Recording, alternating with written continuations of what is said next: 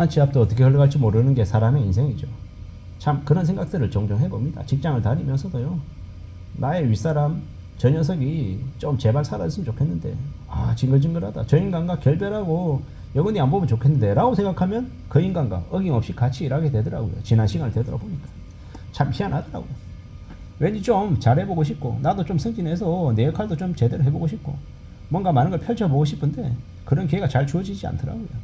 왜 그럴까 스스로 생각해보면 제가 그럴 만한 준비가 안 되어 있던 겁니다. 그리고 제가 다른 윗사람들하고 관계에서 굽신굽신하고 내내하고 해야 되는데 삐딱하게 방골기질 보이고 하니까 그게 잘 안 되더라고요.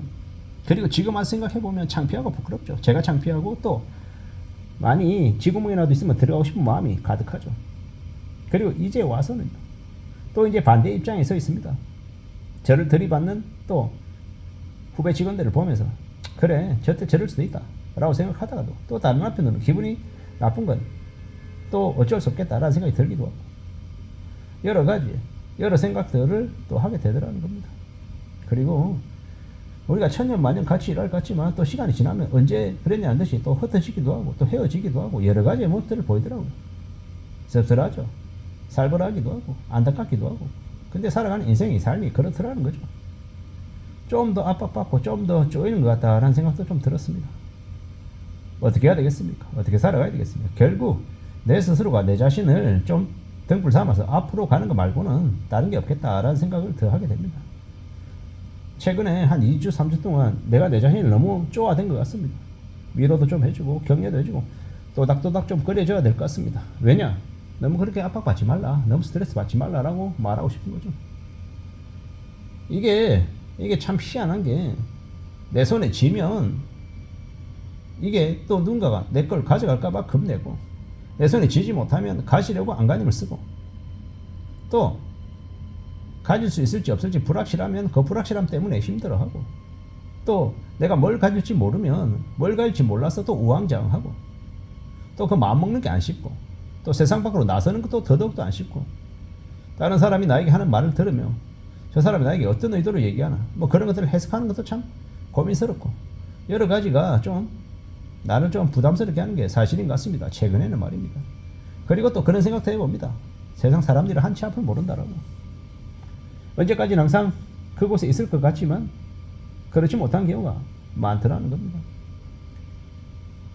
제가 지난 이제 며칠 전에 일본 소설을 읽었습니다. 갑자기 제목이 생각이 안 나는데 그 내용이 이제 부모가 어느 날 갑자기 교통사고로 돌아가십니다. 그리고 그 부모가 하던 그 식당을 어떻게 하다 보니까 자기 동생과 자신이 이제 맡게 됩니다. 근데 자신은 직장 생활만 하다 보니까 식당에서 음식 만드는 재능이 없는 거예요. 어느 날 신사에 가서 빕니다. 나에게도 음식을 제대로 만들 수 있는 그런 능력을 좀 달라고. 그랬더니 그 신사의 신이 이제 귀신과 접신하게 해줍니다. 귀신이 자기 몸에 잠시 들어와서 음식을 만드는 거죠. 어느 아주머니가 그 남자 주인공의 몸에 들어오게 됩니다. 접신하게 되는 거죠. 그리고 뜬금없이 이제 음식을 만드는데 그 음식을 만들면서 그 아줌마와 이야기하게 되는 거죠. 어떤 삶을 살아왔는지. 알고 봤더니 이제 남편은 없고 아주머니 혼자서 외아들을 거미아오기가 키웠던 거예요. 열심히. 그랬는데 그 아들이 취업이 안 돼서 취업 준비생으로 언제적 외톨이로 방 안에 틀어박혀서 안 나오는 거예요. 아들이 먹고 싶어하는 음식을 만들어서 아들의 문 앞에 놔두고 떠나고 또 다음날 또 그렇게 하고 또 그렇게 하고 했는데 어느 날 갑자기 그 아주머니가 세상을 뜬 거예요. 교통사고로. 그랬는데 이제 그 아주머니가 뭘 생각하느냐. 자신의 아들에게 따뜻한 밥 한 끼를 해주고 싶은 그 마음 때문에 이성을 떠나지 못하고 맴돌았던 거예요. 그래서 그 남자 주인공의 몸에 접신해서 들어와서 이제 그 식당 문을 열었는데 그 아들이 들어오는 거예요. 알고 봤더니 그 아들은 언제쯤 외톨이 생활을 하다가 자기 모친이 돌아가시고 난 이후에 세상 밖으로 다시 나와서 다시 뭔가를 해보겠다라는 생각에 취업을 한 거예요. 계약직이긴 하지만. 그리고 그 취업했다라는 그 마음에 이제 그 식당을 우연찮게 들어온 거예요. 그리고 그 식당에 들어온 이제 그 아들에게 자신의 어머니가 음식을 해주는 거예요. 참 이제 감동스럽기도 하고 참 있을 때 모른다라는 것. 그리고 생각보다 은둔형 외톨이로 취업이 안 돼서 힘들어하는 청년들도 많고 그 청년들을 뒤에서 묵묵히 지켜보는 부모들도 있구나라는 생각. 그리고 우리의 부모가 항상 곁에 있을 것 같지만 어느 시점이 되면 거짓말처럼 또 떠나기도 한다라는 많은 생각들이 들더라고요.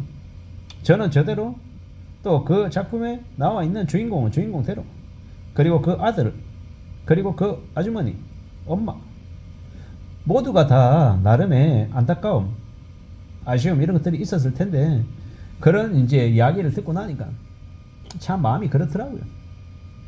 지금의 시대에는 똑똑해야 된다, 현명해야 된다, 살아남아야 된다 이런 얘기도 중요하지만 또 우리 마음속에 있는 나를 지켜주는, 나를 위해주는, 내가 못 느끼고 살아가는, 당연하다고 느끼는 그런 여러 가지의 것들에 대해서도 감사하며 살 줄 알아야 될 것 같습니다. 그리고 지금 당장 있을 때 나의 소중한 사람들에게 감사하다라고 얘기하고 또 표현할 줄도 알아야 되겠다라는 겁니다. 그러고 살아가야 그렇게 지내야 뭔가가 그래도 아쉬움이 미련이 덜하지 않겠나라는 생각이 들었습니다. 지금의 시대는 참 힘듭니다. 살아가는 게 어렵고요. 이런 힘들고 어려운 와중에 어떻게 살아가야 될지 어떻게 지내야 될지 조금 더 궁리를 해야 될 것 같습니다. 참으로 걱정스럽죠. 염려스럽습니다. 좀 더 따져보고 좀 더 챙겨나가고 좀 더 다듬어 내야 될 것 같습니다. 누가 뭐라 하든 간에 지금의 시기를 잘 좀 살펴봐야겠죠. 잘 좀 다듬어 나가야 되겠습니다. 만만하지가 않죠.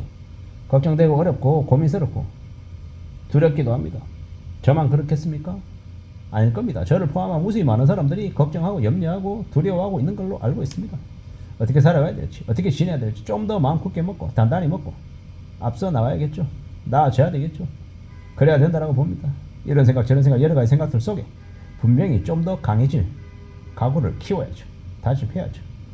절대로 만만하지 않은 것 같습니다. 수월하지 않은 것 같습니다. 좀 더 애쓰고 좀 더 단단해지고 좀 더 힘을 내봐야 되겠습니다. 그렇게 강하게 다짐하고 추스리고 나를 좀 더 나아지는 존재로 만들기 위해서 분명히 애써야 될 것 같습니다.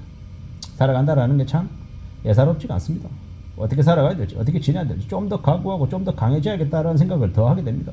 누가 뭐라 해도 나의 인생을 내 삶을 내 일을 소중하게 여기고 잘 좀 챙겨 나가기 위해서 그게 더욱더 필요한 것 같다라는 겁니다. 그런 생각으로 그런 마음으로 지내봐야 되겠습니다. 그래야 되겠습니다. 그런 생각들을 조금 더 깊게 하게 되는 것 같습니다. 살아가는 게 참 수월하지 않은데 쉽지 않은데 좀 더 분발해야 되겠습니다. 좀 더 힘을 내야 될 것 같습니다. 이상입니다.